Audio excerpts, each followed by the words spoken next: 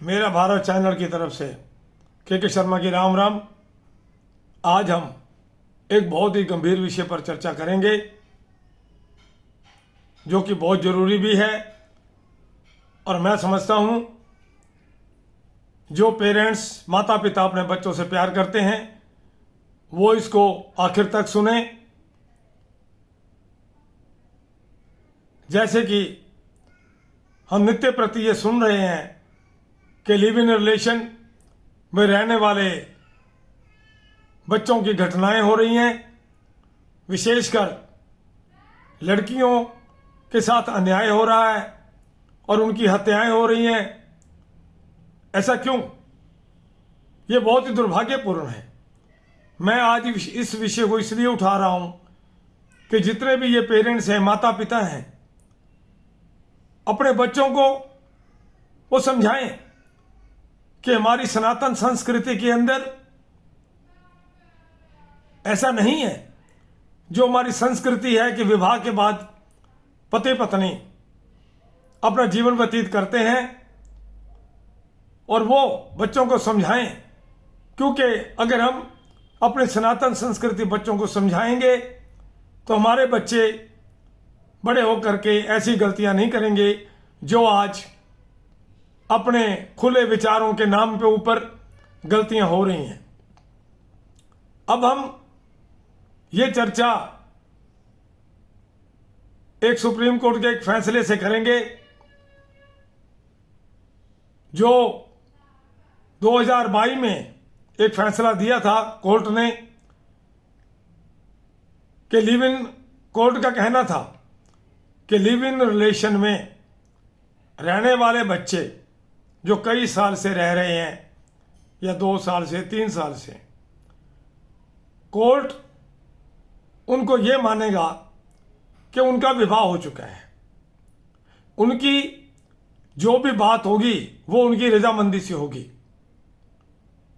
और इसी आधार पर ही सुप्रीम कोर्ट ने ये भी कहा था कि उन दोनों के बीच में लिव इन रिलेशन के दौरान होने वाली संतान जो होगी उसको जो उसके पिता की पैतृक संपत्ति है उसको भी, उसका भी हिस्सा मिलेगा।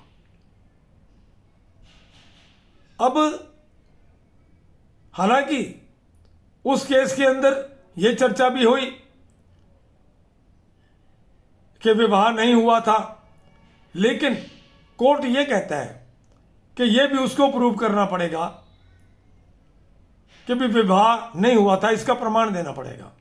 अन्यथा कोर्ट इस बात को मानता है कि जो कई वर्षों से वहां रह रहे हैं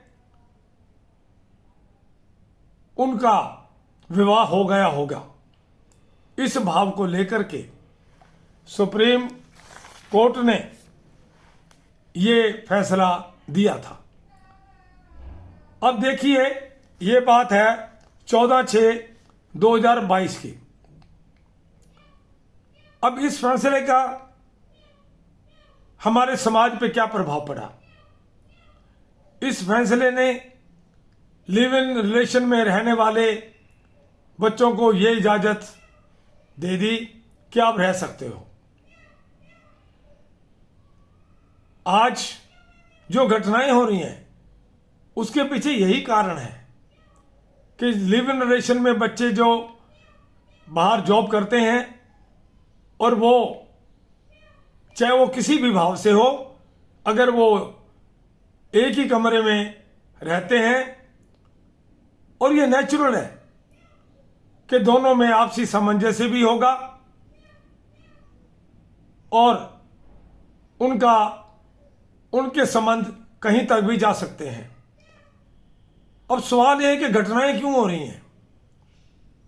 अगर मैं कहूं कि इस दौरान जो लिव इन रिलेशन में रहते हैं, कई बार बहुत केसों में होता है कि लड़का ये बिल्कुल नहीं बताता कि वो जिस गांव से संबंधित है वहां उसकी शादी हुई हुई है या नहीं हुई हुई।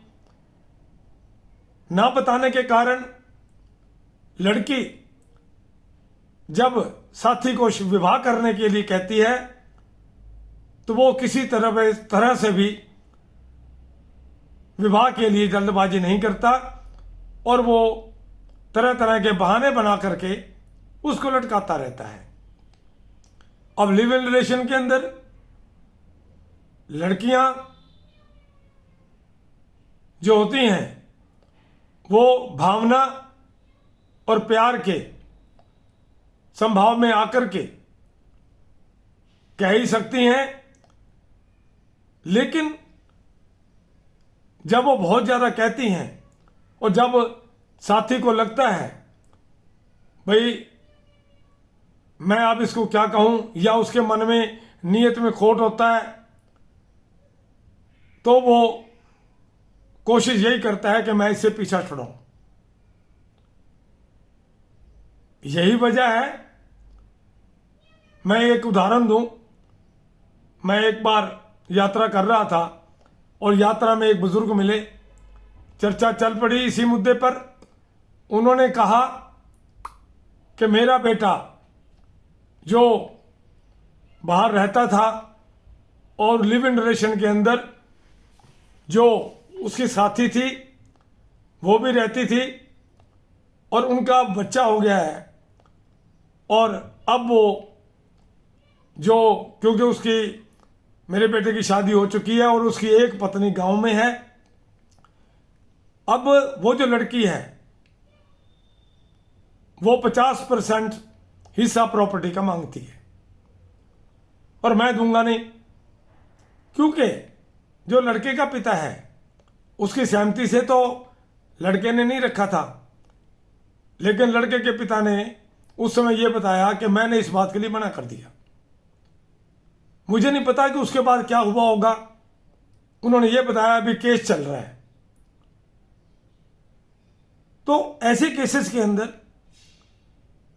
अगर पहली बात तो हम अपने बच्चों को समझाएं कि वो लिव इन रिलेशन में ना रहें, क्योंकि ये समाज का एक विकृत जीने का तरीका है।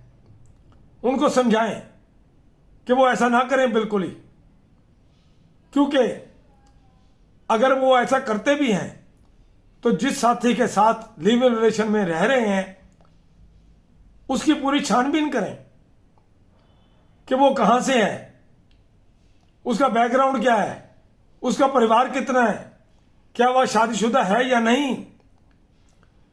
केवल पल भर के आकर्षण में पड़कर जब हम फैसला ले लेते हैं और बाजी हाथ से निकल जाती है तब हमारे पास कुछ नहीं रहता।